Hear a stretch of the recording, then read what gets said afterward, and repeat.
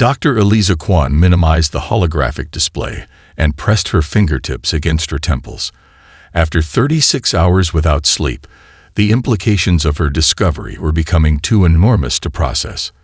The genetic marker appeared consistently across all human populations, from DNA extracted from 150,000-year-old remains to samples collected yesterday. Dr. Kwan, there's something else. Her assistant, Raj, placed a tablet beside her coffee mug. I cross-referenced the activation signals with global medical databases. There have been 43 cases in the past month alone. Eliza swiped through the files.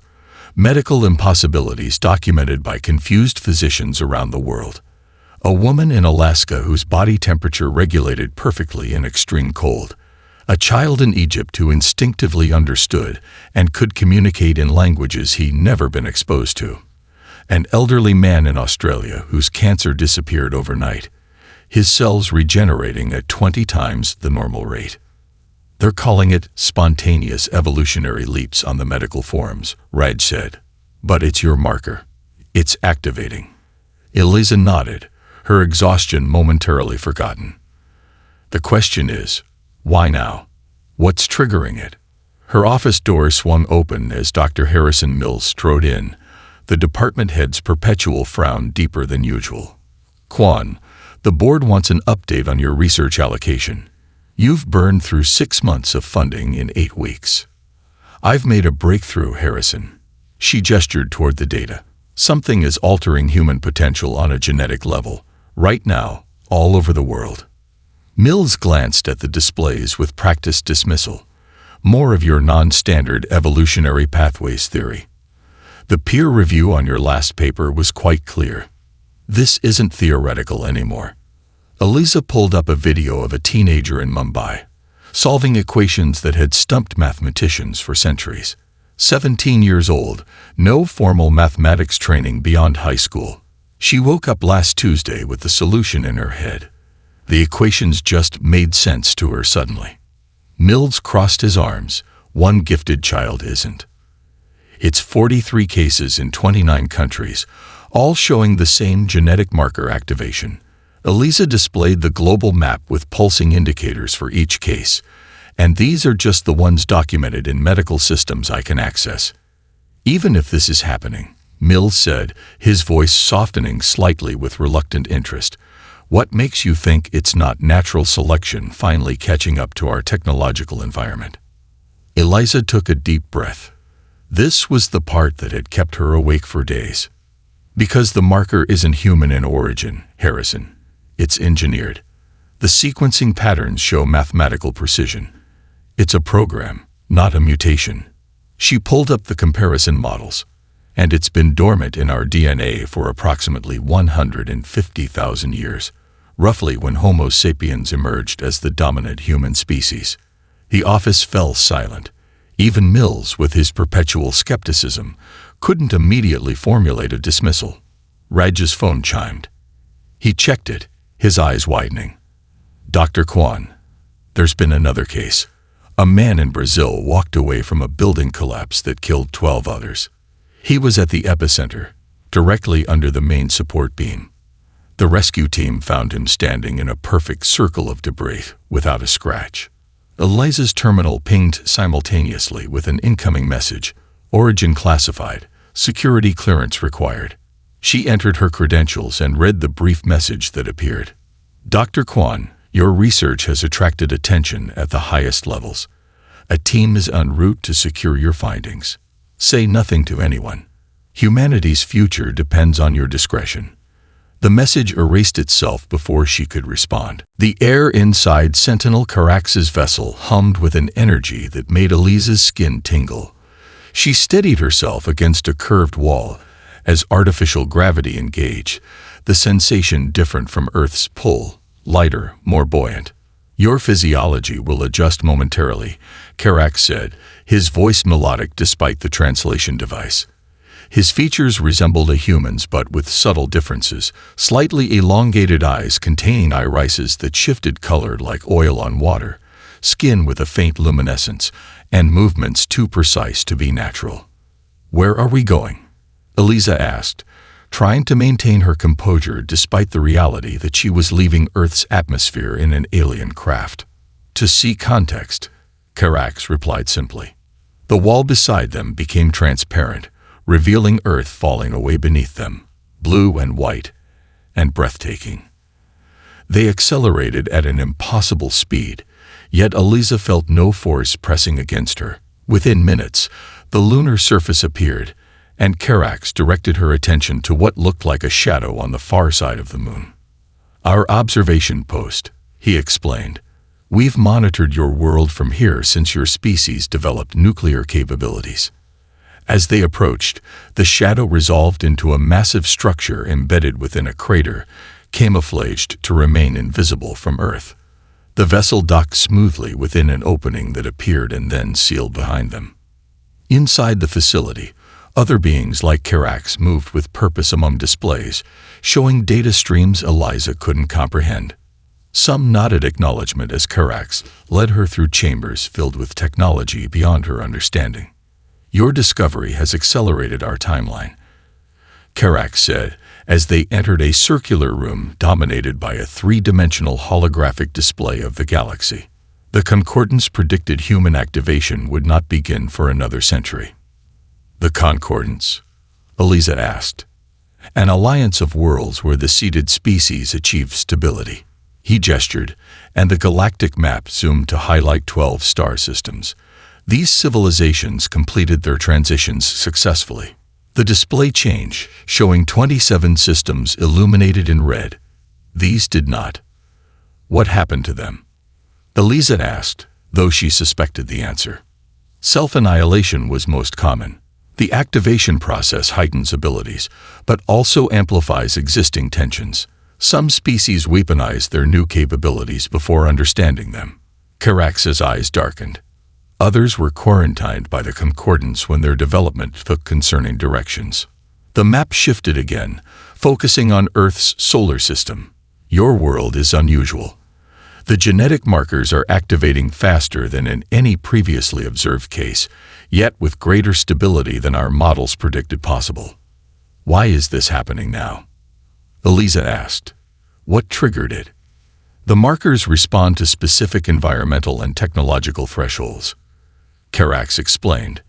Your species' recent advancements in artificial intelligence, quantum computing, and neural interfaces created a resonance frequency that awakened the dormant code. Before Eliza could respond, another being entered, taller than Carax, with an air of authority that transcended species barriers. I am Observer Prime Thela, she introduced herself. The concordance remains divided on how to proceed with Earth. Some advocate for intervention to guide your transition. Others insist on quarantine. And you? Eliza asked. What do you believe? Thela studied her with ancient eyes. I believe humans possess something we have not encountered before. Your evolutionary path diverged significantly from projections. She touched a control, bringing up human brains scanned alongside comparative models from other species. Your neural architecture developed exceptional adaptability and emotional processing capacity. You create art, music, stories, seemingly non-essential activities that nevertheless enhanced your survival. That's just being human, Eliza said. Precisely, Thela replied. And that human element may be the factor that determines whether your world joins the red markers or the survivors. A soft alarm pulsed through the chamber. What's that? Eliza asked. Another activation surge on Earth, Carax answered, examining the incoming data. Stronger than any previous reading. Show me, Thela commanded. The display shifted to a live feed of downtown Singapore, where a young woman stood in the middle of a crowded street, her eyes glowing with inner light as every electronic device for blocks pulsed in synchrony with her heartbeat. The abandoned subway station beneath Manhattan had been transformed into a hub of frenetic activity. Eliza moved through clusters of people huddled around makeshift workstations, scientists who had been dismissed from universities for pursuing fringe theories, tech specialists who had vanished from corporate positions, and activated individuals whose abilities made conventional life impossible. Dr. Kwan, "We've established secure connections with the Tokyo and carousels," said Maya Chen, a former cybersecurity expert who could now interface directly with computer systems through touch.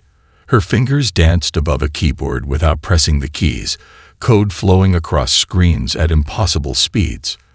"What about the new safe house in Johannesburg?" Eliza asked, reviewing the global map marked with glowing points representing their growing network. "Online as of this morning. They've taken in 15 newly activated, including those twins who can share sensory experiences." Maya pulled up a video feed showing two teenage boys demonstrating their abilities, one blindfolded but perfectly describing objects shown only to his brother across the room. Eliza nodded with satisfaction. 3 weeks since her return from the lunar observation post, and their underground network had expanded to 37 locations worldwide. Each day brought new activations and new insights into the marker's purpose. Professor Alejandro Diaz approached, his weathered face lined with fatigue. The mathematician had been working non-stop since joining their cause. "I've completed another analysis of the sequence embedded in the marker," he said, offering Eliza a tablet. "It's not just a program, it's a message." Eliza studied the complex formulas on the screen. "Can you decode it?" "Partially. It's a mathematical representation of dimensional coordinates and quantum entanglement patterns." Alejandro pointed to a recurring symbol. "This appears at regular intervals, like punctuation or a connector in language." "Or a key," suggested Dr. Sofia Novak, joining them. The quantum physicist had been among the first activated, her mind now capable of visualizing multidimensional equations. It could be instructions for building something.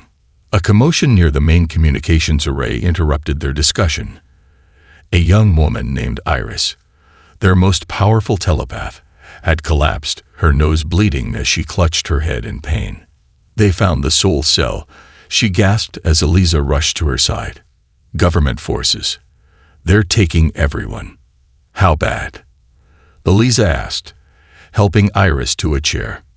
23 captured, including Park Jinwoo. The name sent a chill through the room. Jinwoo was their most advanced activated, capable of connecting thousands of minds simultaneously. In the wrong hands, his abilities could be weaponized, or worse, studied to develop countermeasures against all activated humans. "Maya, initiate emergency protocols for all Asian cells," Eliza ordered. "Professor Diaz, we need to accelerate the decoding. Whatever this message contains, we're running out of time to understand it." Sophia touched Eliza's arm, lowering her voice. "There's something else you should see." She led Eliza to a private area where a young girl sat cross-legged on a cot, eyes closed in concentration. Around her, small objects, pens, coins, a watch, floated in midair, arranged in a pattern that matched the mathematical sequence from the marker. "This is Emma," Sophia explained. "She was activated yesterday. No scientific background, no special training. She's 10 years old and the daughter of a plumber from Detroit. Yet she's intuitively reproducing the sequence." Emma opened her eyes, the objects gently settling on the bedspread. "It's a map," she said simply. "I can see it when I close my eyes. It's showing us where to go." "Where, Emma?" Eliza asked gently. The girl's answer came without hesitation. "The stars first, then below the earth. There's a door waiting for us in the desert." Sophia showed Eliza another tablet displaying a satellite image of the Atacama Desert in Chile. A recent geological survey had revealed an anomalous structure buried beneath the sand. A structure that, according to their carbon dating estimates, had been there for at least 100,000 years. Wind whipped sand against their protective gear as Eliza led the small team across the Atacama's desolate landscape. The pre-dawn air carried a biting chill that would transform into scorching heat once the sun rose. Behind them, their vehicles were barely visible dots on the horizon. They traveled the final miles on foot to avoid satellite detection. "This is it," said Emma, stopping abruptly. The young girl had insisted on coming despite Eliza's concerns. Now she stood perfectly still, her eyes closed as if listening to something only she could hear. Professor Dias consulted his equipment. Ground-penetrating radar confirms a structure approximately 20 meters down, but there's significant interference. Whatever it's made of, it's not reading as any known material. There's no entrance, observed Maya, scanning the featureless desert floor. Emma opened her eyes. There is. You just need the right key.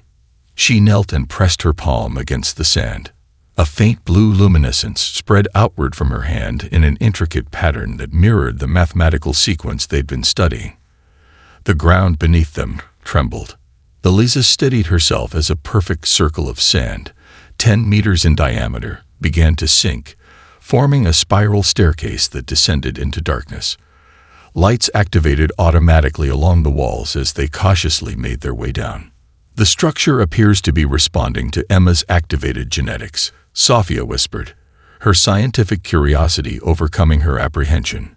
At the bottom, they faced a seamless metallic door with no visible mechanism. Emma approached without hesitation, placing her hand on its surface. The door dissolved into particles of light, revealing a vast chamber beyond. It's beautiful, Maya breathed as they entered. The circular room stretched at least 50 meters across, its domed ceiling covered in what appeared to be a map of the galaxy. The walls were lined with sleek consoles, and at the center stood a crystalline pillar that pulsed with internal light. It's powering up, Dias noted, checking his instruments, responding to our presence, or more specifically, to the activated genetic markers we carry. Elisa approached the central pillar cautiously. As she neared, a portion of it became transparent, revealing an object suspended within. A dodecahedron crafted from an iridescent material, each face etched with symbols similar to those in the genetic sequence. A voice spoke, not in sound waves, but directly into their minds, in perfect, unaccented English. Archive initialization complete. Genetic verification confirmed. Welcome, inheritors. Holographic projections materialized around them. Humanoid figures with features similar to Carax and Thela, but more varied in appearance. We are the record of the progenitors. The mental voice continued as one figure stepped forward. This installation was seated on your world 147,000 years before your current calendar system, to activate upon detection of sufficient genetic awakening among the indigenous population. You engineered us, Elisa stated, not a question, but a confirmation of what she'd suspected since discovering the marker. Not engineered, enriched, corrected the hologram. The baseline for your species existed naturally. We added potential that would remain dormant until your civilization reached appropriate technological and social development. Why? Asked Sophia. The hologram gestured, and the ceiling projection shifted, zooming in on 23 star systems. You are one of many. Each seeded world received the same base genetic package, but environmental factors and evolutionary pressure created unique expressions on each planet. The display changed to show comparative physiological and neurological scans of different species. Some developed advanced physical capabilities. Others, exceptional logical processing or technological aptitude. Each an experiment in divergent evolution, each with strengths the others lack.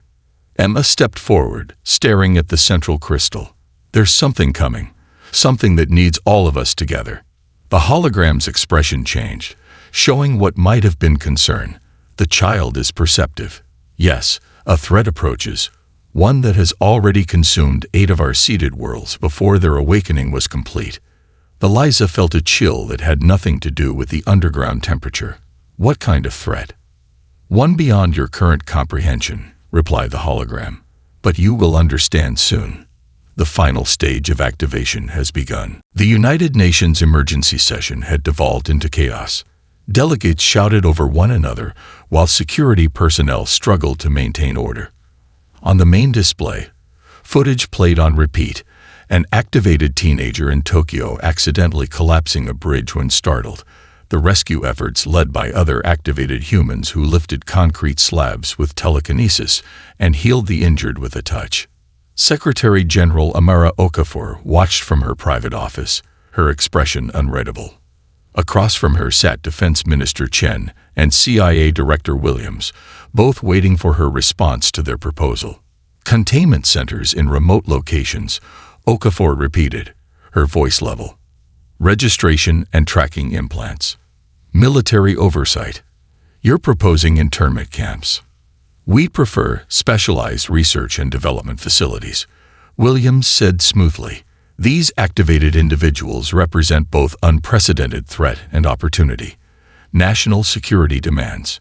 I know what national security demands, Okafor interrupted. I'm not convinced it demands treating our own citizens like weapons to be stockpiled. With respect, Madam Secretary, Chen leaned forward. You haven't seen the classified reports. The Russian program already has 17 activated humans developing military applications. The Chinese have 23. We can't afford to fall behind. Okafor turned to stare out the window at the New York skyline. Something felt wrong about this conversation, about all the recent policy shifts toward aggressive containment. The same politicians who had built careers on moderation were suddenly advocating extreme measures. Even her own thoughts seemed clouded lately, pushed toward fear rather than reason. I need time to consider, she said finally. After they left, Okafor pressed her palm against the window glass. The pressure behind her eyes had become constant in recent weeks, a headache that medication couldn't touch. As she watched people on the streets below, her vision blurred momentarily. For just an instant, she saw something impossible, tendrils of darkness extending from the back of Chen's head as he entered his vehicle. Similar shadows wrapped around pedestrians and security personnel throughout the plaza. She stumbled back, blinking rapidly. When she looked again, everything appeared normal. Her secure phone vibrated with an incoming message, a single line from an unknown number. The harvesters are already among us. Trust no one whose eyes don't glow under ultraviolet light. Across the city, in an abandoned subway maintenance tunnel, Eliza briefed her expanded network via secure holographic connection. The chamber was crowded with activated humans and their allies, faces illuminated by the soft blue glow of portable equipment salvaged from the Atacama archive. The progenitors called them harvesters, Eliza explained, displaying microscopic images of what appeared to be neural parasites. They infiltrate advanced civilizations at critical developmental junctures, particularly during genetic activation phases like we're experiencing. How do they operate? Asked Dr. Novak. They attach to the cerebral cortex and stimulate fear response while suppressing rational thought, Eliza said. They can't fully control hosts but can nudge decision-making toward conflict and division. Their primary goal is to prevent unification among activated humans and drive us to destroy ourselves, like they did to the 8 other seeded worlds, Maya added grimly. Professor Diaz adjusted his glasses. The Atacama archive contained a detection method. Under ultraviolet light, infected individuals show no eye reflection, while those with activated markers, or even dormant ones, display a distinctive blue glow. We've identified parasitic infection in 68% of world leaders and 40% of military command structures, Eliza continued. The harvesters have been preparing for decades, positioning their hosts in centers of power. Then we're already losing, someone said from the back of the room. No, countered Emma, her young voice steady. The child had changed since their visit to the archive, carrying herself with uncanny maturity. The harvesters made a miscalculation. On previous worlds, they targeted the logical centers, the strategists and technologists. Here, they focused on political and military leadership. Why is that a miscalculation? Maya asked. Emma smiled slightly. Because humans don't follow orders blindly. We question. We rebel. They don't understand that about us, how much we value individual choice. Eliza nodded.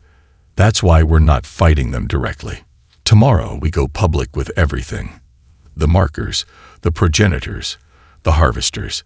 We trust ordinary humans with the truth. That's risky, Diaz warned. Mass panic could play right into the harvester's hands. It's riskier to keep people in the dark, Eliza replied. Our greatest strength has always been our capacity to cooperate despite our differences. It's time to trust that humanity will choose connection over fear. 3 months after the worldwide broadcast that revealed everything, the genetic markers, the progenitors, the harvesters, humanity had surprised even Eliza with its resilience. Initial panic had given way to unprecedented cooperation as people everywhere conducted ultraviolet scans, identified infected individuals, and safely removed the parasites using medical protocols developed from the archive data. Now Eliza stood on the balcony of what had once been a private research facility and was now Hope Haven, one of 200 sanctuaries established globally for those experiencing activation. Below her, children played in a courtyard, their abilities manifesting more naturally than in adults. Small objects floating around them like satellites, plants growing rapidly in their wake, spontaneous telepathic games creating ripples of laughter without a word being spoken. Maya joined her at the railing. The neural network is stabilizing. We've connected 68 sanctuaries so far. The network wasn't digital but mental, a voluntary telepathic connection among activated humans that preserved individual consciousness while creating something greater. Unlike previous attempts at collective intelligence, which required total immersion, the human version maintained boundaries between connected minds, allowing privacy and dissent within unity. Any word from Secretary General Okafor? Eliza asked. She's addressed the General Assembly. The UN has recognized the Activated Human Coalition as a legitimate international body. Maya smiled wryly. We have diplomatic status now. Professor Diaz approached with a tablet. The latest activation statistics show an exponential curve. 15% of the global population shows active markers now, projected to reach 30% within 2 months. And the harvester cleanup? Eliza asked. 93% containment, Maya reported. The remaining 7% are in regions with limited resources or ongoing conflict. We're sending support teams. A gentle chime interrupted them. Someone accessing the sanctuary's telepathic field from outside their immediate circle. Eliza opened her mind to the connection and found Sentinel Karax waiting. The Concordance observers have reached a decision. His mental voice informed her. They will make contact officially. A delegation arrives tomorrow. After the connection closed, Eliza turned to the others. The Stellar Concordance is ready to acknowledge us. We need to prepare. Later that evening, Eliza visited Emma in the children's quarter. The young girl sat cross-legged on her bed, surrounded by floating holographic displays showing mathematical models too complex for most adults to comprehend. Are you worried about tomorrow? Emma asked without looking up. A little, Eliza admitted. They've been watching us for centuries, judging whether we're worthy of joining them. Emma's hands moved through the displays, rearranging equations. They're not coming to judge us. They're coming because they need us. What do you mean? The other seeded species developed differently. Emma finally looked at Eliza, her eyes reflecting wisdom beyond her years. The archivists became logical but rigid. The Sentinels developed incredible sensory perception, but struggle with abstraction. The navigators can traverse space effortlessly, but lack emotional depth. She dismissed the displays with a wave. Only humans balanced all aspects, logic and emotion, individual identity and collective action, technological advancement, and artistic expression. We're the missing piece they've been waiting for. How do you know this? Eliza asked softly. The same way I knew about the door in the desert. Emma smiled. The markers don't just activate abilities. They connect us to something larger. The progenitors left more than instructions. They left fragments of themselves, memories distributed across all seeded species. Eliza considered this. The harvesters targeted our divisions because unity was their greatest fear. Yes, Emma nodded. But they didn't understand what makes humans unique.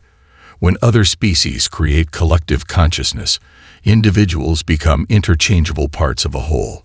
We created something new, unity that strengthens individuality rather than erasing it.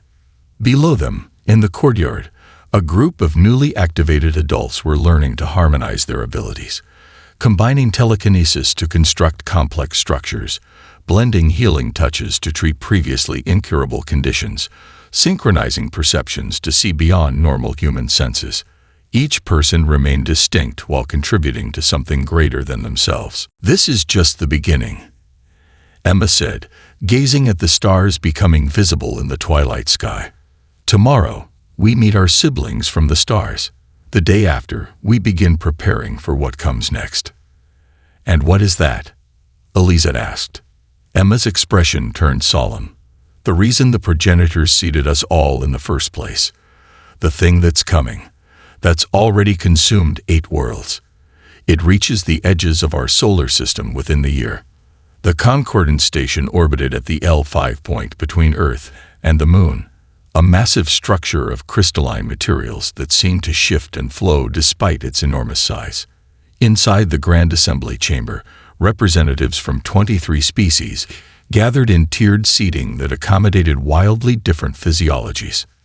Eliza stood on the central platform with Emma beside her, representing Earth in this unprecedented gathering. Though translators rendered the multitude of languages comprehensible, the true communication happened on a deeper level through the cognitive network that now extended beyond humanity to include their cosmic siblings. Observer Prime Thela addressed the assembly, her luminescent skin pulsing with emphasis. "The dimensional aperture approaches more rapidly than our models predicted. We have perhaps 40 Earth days before the barrier between realities thins enough for penetration to begin." Holographic displays materialized above the chamber, showing astronomical data from the outer solar system. Strange energy patterns disrupted normal spacetime, creating unpredictable effects that rippled inward toward the inhabited planets. Previous encounters with these dimensional entities resulted in the complete dissolution of planetary consciousness. Continued a being Eliza recognized as an archivist, their crystalline body refracting light in complex patterns. The 8 lost worlds did not simply die. They unraveled at the quantum level, their very reality collapsing into chaos. "What defenses have been attempted?" asked Secretary General Okafor, who had joined the Earth delegation after recovering from her harvester infection. "Technological barriers proved ineffective," answered a Sentinel commander. "Energy weapons passed through the entities without resistance. Physical shields were simply absorbed into their non-Euclidean structure. The navigators attempted to relocate an entire planetary population," added another representative, "a being that existed partially in a phase-shifted state. The entities followed through dimensional rifts. No one escaped." A heavy silence fell over the assembly. Emma stepped forward, her young face serene despite the gravity of the discussion. "You've all tried to fight or flee. Has anyone tried to communicate?" "Communication requires shared reference points," responded the archivist. "These entities exist in dimensional states we cannot comprehend. Their perception of reality is fundamentally incompatible with ours. Are we certain they're hostile?" Eliza asked. "Could the dissolution of those worlds have been accidental? A misunderstanding rather than an attack?" The question seemed to surprise many of the delegates. "The distinction is irrelevant if the outcome remains the same," stated a logician, their mathematically perfect features arranged in an expression of confusion. "No, it's entirely relevant," Emma countered. "Intent changes everything. If they don't understand the harm they're causing, there might be a way to help them understand." Thela studied the humans with newfound interest. "What do you propose?" Eliza exchanged a glance with Emma before addressing the assembly. "The human network operates differently from your collective consciousness systems. We maintain individual identity within unity, plurality and singularity existing simultaneously. This paradoxical state might allow us to bridge incompatible realities. Essentially," Emma added, "we could serve as translators between dimensional states." "The risk is enormous," warned the Sentinel commander.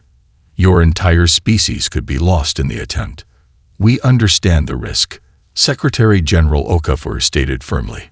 But humans have always been willing to risk everything for the possibility of connection rather than conflict. This is why the progenitors seeded us differently, Eliza realized aloud. They understood that when this moment came, logic alone wouldn't be enough. Neither would technology or physical adaptation. They needed a species that could make an impossible leap of understanding, one that could embrace paradox without breaking. The assembly erupted in multilayered communication, some vocalized, others telepathic. Still others expressed through light patterns or gravitational fluctuations. Amid the chaotic exchange, Eliza noticed something unexpected. Many of the delegates were experiencing an emotion they had rarely permitted themselves: hope. "We will attempt contact," Thela announced when the chamber quieted again. "The human network will form the foundation, supported by archivist knowledge and navigator perception. We have 38 days to prepare." As the delegates dispersed to begin preparations, Emma turned to Eliza. "It will work," she said with quiet certainty. "But not in the way anyone expects." "What do you mean?" The girl's eyes reflected distant stars. "This isn't about saving ourselves from them. It's about saving them too." The dimensional aperture manifested as a shimmering distortion above Earth's North Pole, expanding slowly like an iris opening between realities. Instruments worldwide failed to measure its properties. Quantum readings fluctuated wildly. Gravity sensors reported impossible values, and light itself behaved inconsistently near the boundary. At designated sites across the planet, millions of activated humans joined the global consciousness network, their minds forming intricate patterns of connection while maintaining individual awareness. The concordant species supported them with technologies beyond human understanding, stabilizing the network as it reached toward the dimensional rift. Eliza stood in the primary Nexus chamber beneath the Atacama archive, surrounded by representatives from each major human culture and concordant species.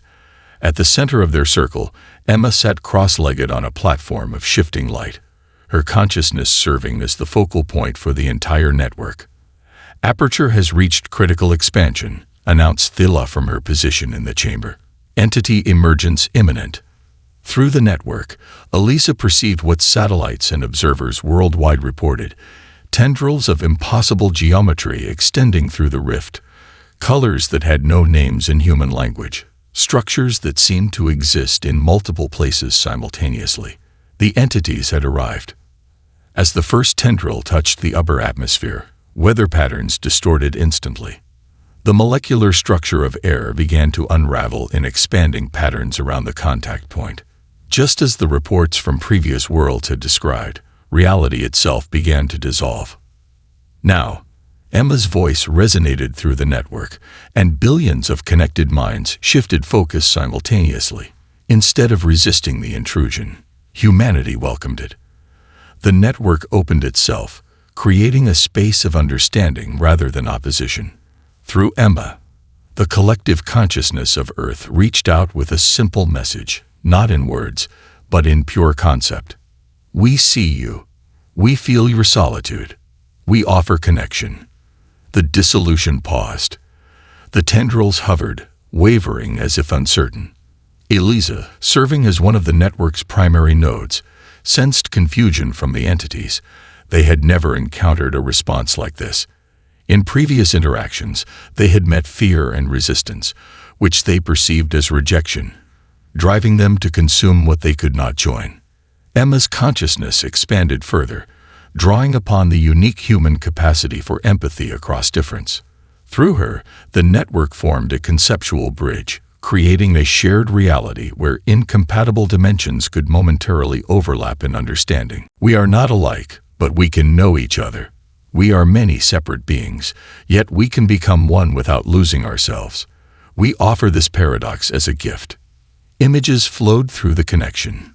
Children playing, couples embracing, strangers helping one another in times of crisis, artists creating beauty from chaos, scientists finding wonder in understanding. The fundamental human experience of finding meaning through connection despite fundamental separation. The tendrils pulsed with new energy, Through the network, Eliza sensed an ancient loneliness beyond comprehension. The entities existed as the last survivors of a universe that had collapsed before our own was born. They had wandered the dimensional void without companions who could comprehend their existence, reaching across reality barriers in desperate search for connection. "They're not invaders," Eliza whispered, the realization flowing through the network. "They're refugees." The entities responded, not with withdrawal, but with adaptation. The tendrils changed frequency, aligning with the harmonic pattern of the human network. Where they touched the atmosphere now, they no longer caused dissolution but transformation, creating stable interfaces between dimensional states. Emma opened her eyes, tears streaming down her face. They understand. They never wanted to destroy. They wanted to embrace. They didn't know how different we are, how fragile our reality is compared to theirs.